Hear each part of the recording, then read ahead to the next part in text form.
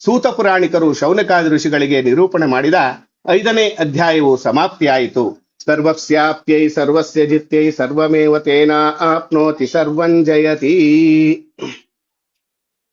5 ಕಥೆಗಳು ಅಧ್ಯಾಯ ಮುಗಿದಿದೆ ಸತ್ಯನಾರಾಯಣ ಸ್ವಾಮಿದು. ಮತ್ತೆ ಇನ್ನೊಂದು ಉತ್ತಮವಾದ ವಿಷಯ ಎಂದು ಅಂತ ಹೇಳಿದ್ರೆ, ನಾವು ನಮ್ಗೆ ಒಳ್ಳೇದಾಗ್ಲಿ ಅಂತ ಹೇಳಿ ಪ್ರತಿ ಸಾರಿ ನಾವು ಸತ್ಯನಾರಾಯಣ ಸ್ವಾಮಿ ಅಂದ್ರೆ ಸಂತಾನವಿಲ್ಲದವರಿಗೆ ಸಂತಾನ ಕೊಡ್ತಾನೆ, ಹಣ ಇಲ್ಲದವರಿಗೆ ಹಣ ಕೊಡ್ತಾನೆ, ಧೈರ್ಯ ಇಲ್ಲದೆ ಇರೋರಿಗೆ ಧೈರ್ಯ ಕೊಡ್ತಾನೆ, ಹೀಗಂತ ಹೇಳಿ ಸತ್ಯನಾರಾಯಣ ಪೂಜೆಯನ್ನು ನಾವು ಅವಾಗ ಮಾಡ್ತಾ ಇರ್ತೀವಿ. ಸತ್ಯನಾರಾಯಣ ಪೂಜೆ ಮಾಡಬಹುದು, ಬೇರೆ ಬೇರೆ ದೇವತೆಗಳ ಹೋಮ ಹವನಗಳನ್ನು ಮಾಡಬಹುದು. ಹಾಗೆಯೇ ಮತ್ತೆ ನಾವು ನಮ್ಮ ದೇಹವನ್ನು ಕಾಪಾಡಿಕೊಳ್ಳೋದು, ನಮ್ಮ ದೇಹ ಮತ್ತೆ ದೇಶ ಎರಡೂ ಒಂದೇ. ನಮ್ಮ ದೇಹ ನಮಗೆ ಎಷ್ಟು ಮುಖ್ಯನೋ ನಮ್ಮ ದೇಶನೂ ಅಷ್ಟೇ ಮುಖ್ಯ. ಹಾಗಾಗಿ ನಮ್ಮ ದೇಹವನ್ನು ಕಾಪಾಡಿಕೊಳ್ಬೇಕಾದ್ರೆ ನಾವು ಪ್ರತಿ ದಿವಸ ನಮಗ್ ಬೇಕಾದಂತ ಒಳ್ಳೆ ಉತ್ತಮವಾದ ಆಹಾರ ಮತ್ತೆ ಹಾರ್ಲಿಕ್ಸು, ಹಾಲು ಇತ್ಯಾದಿಗಳನ್ನು ತಗೊಳ್ತೀವಿ. ಪ್ರತಿದಿನ 1 ಗಂಟೆ ವಾಕಿಂಗ್ ಮಾಡ್ತೀವಿ. ಹಾಗೆ ಡಾಕ್ಟರ್ ಹತ್ರ ಹೋಗಿ ಪ್ರತಿ ಕಾಲದಲ್ಲೂ ಹೋಗಿ ನಮ್ಮ ಶುಗರು, BP ಇತ್ಯಾದಿಗಳನ್ನ ಪರೀಕ್ಷೆ ಮಾಡಿಕೊಂಡು ನಾವು ನಮ್ಮ ವೈದ್ಯಕೀಯ ಪರೀಕ್ಷೆಯನ್ನು ಮಾಡ್ಕೊಳ್ತೀವಿ.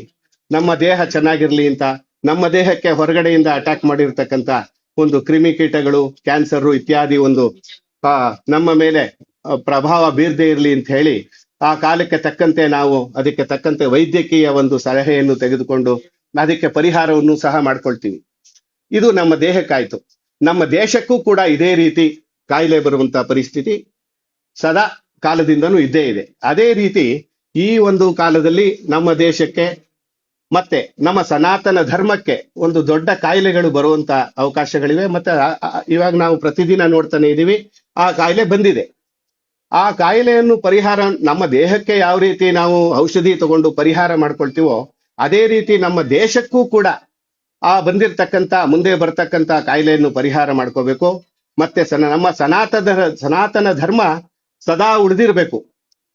ನಾವೆಲ್ಲ ಚೆನ್ನಾಗಿರ್ಬೇಕು ಅಂತ ಹೇಳಿದೆ ಅಂದ್ರೆ ಇವತ್ತಿನ ದಿನ ಸತ್ಯನಾರಾಯಣ ಸ್ವಾಮಿ ಪೂಜೆಯನ್ನು ಚೆನ್ನಾಗಿ ಮಾಡ್ತಾ ಇದ್ದೀವಿ, ಕೂತ್ಕೊಂಡು ಧೈರ್ಯದಿಂದ ಮಾಡ್ತಾ ಇದ್ದೀವಿ. ಇನ್ನೊಂದು 10 ವರ್ಷಗಳ ಕಾಲ ನಾವು ಇದೇ ರೀತಿ ನಿದ್ರೆ ಮಾಡಿದ್ದಾದ್ರೆ ನಾವು ಈ ಸತ್ಯನಾರಾಯಣ ಪೂಜೆಯನ್ನು ಮಾಡುವಂತ ಸಮಯದಲ್ಲೇ ಯಾರೋ ಬಂದು ನಮ್ಮನ್ನ ಹೊರಗಡೆ ಎಳೆದಾಕಿ ನೀವು ಪೂಜೆ ಮಾಡೋಕ್ ಕೂಡ್ದು, ನೀವು ಇನ್ನು ಮುಂದೆ ಇದೆಲ್ಲ ಆಚರಿಸಬೇಡಿ ಅಂತ ಹೇಳಿ ನಮ್ಮನ್ನೆಲ್ಲ ಹೊರಗಡೆ ದಬ್ಬುವಂತ ಕಾಲ ಬಂದೇ ಬರುತ್ತೆ. ಅದ್ಯಾವುದು ಬರಬಾರ್ದು. ಅಂದ್ರೆ ನಮ್ಮ ದೇಹ ನಾವು ಚೆನ್ನಾಗಿರ್ಬೇಕು ಅಂತ ಹೇಗೆ ಬಯಸುತ್ತೇವೋ ಅದೇ ರೀತಿ ನಮ್ಮ ದೇಶ ಚೆನ್ನಾಗಿರ್ಬೇಕು, ನಮ್ಮ ಸನಾತನ ಧರ್ಮ ಸದಾ ಹೀಗೆ ಉಳಿದಿರ್ಬೇಕು ಅಂತ ಹೇಳಿದ್ರೆ ಈ ತಿಂಗಳ 26ನೇ ತಾರೀಕು ಚುನಾವಣೆ ಬರ್ತಾ ಇದೆ. ಚುನಾವಣೆಯಲ್ಲಿ ಮತವನ್ನು ಚಲಾಯಿಸುವುದರ ಮುಖಾಂತರ ಪ್ರತಿಯೊಬ್ಬರು ಆ ಭಗವಂತನ ಕೃಪೆಗೆ ಪಾತ್ರರಾಗಬೇಕು. ಭಗವಂತನ ಕೃಪೆಗೆ ಹೇಗಪ್ಪ, ಇದಕ್ಕೂ ಅದಕ್ಕೂ ಹೇಗೆ ಸಂಬಂಧ ಅಂತ ಹೇಳಿದ್ರೆ, ನಮ್ಮ ಸನಾತನ ಧರ್ಮ ಉಳಿಬೇಕು ಅಂತ ಹೇಳಿದ್ರೆ ಉಳಿಯೋದಕ್ಕೆ ನಾವು ಸಹಾಯ ಮಾಡ್ತಾ ಇದೀವಿ ಅಂತ ಹೇಳಿದ್ರೆ ಆ ಭಗವಂತನಿಗೆ ಪ್ರೀತಿ ಆಗತ್ತೆ.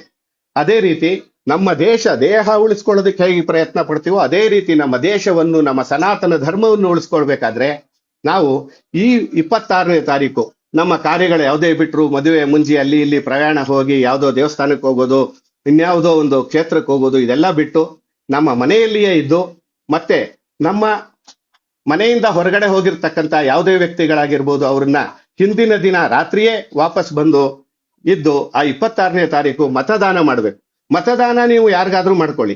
ನಿಮ್ಮ ಮನಸ್ಸಿಗೆ ಈ ವ್ಯಕ್ತಿ ನಮ್ಮ ದೇಶವನ್ನು ಉಳಿಸುತ್ತಾನೆ, ಅವನು ನಮ್ಮನ್ನೆಲ್ಲ ಕಾಪಾಡ್ತಾನೆ ಅಂತ ಯಾರ ಮೇಲೆ ನಂಬಿಕೆ ಇರುತ್ತೋ ಆ ಪಕ್ಷಗಳಿಗೆ ಮತ್ತೆ ಆ ವ್ಯಕ್ತಿಗೆ ನೀವು ಮತದಾನ ಮಾಡಬಹುದು. ಇವ್ರಿಗೆ ಮಾಡಿ ಅವ್ರಿಗೆ ಮಾಡಿ ಅಂತಕ್ಕಂಥ ಯಾವುದು ಅಂತದ್ದಿಲ್ಲ.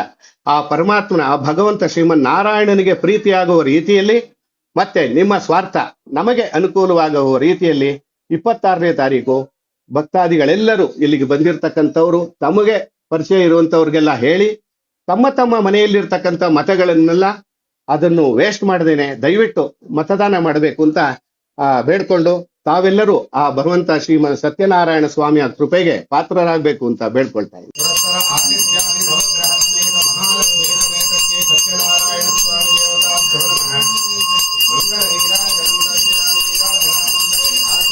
ಸಮರ್ಪಯಾಮಿ.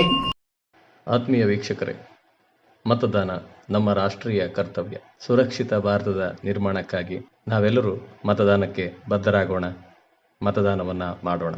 ನಮಗೆಂತಹ ಸರ್ಕಾರ ಬೇಕು ಯೋಚಿಸಿ ನಿರ್ಧರಿಸಿ ಮತದಾನವನ್ನು ಮಾಡೋಣ.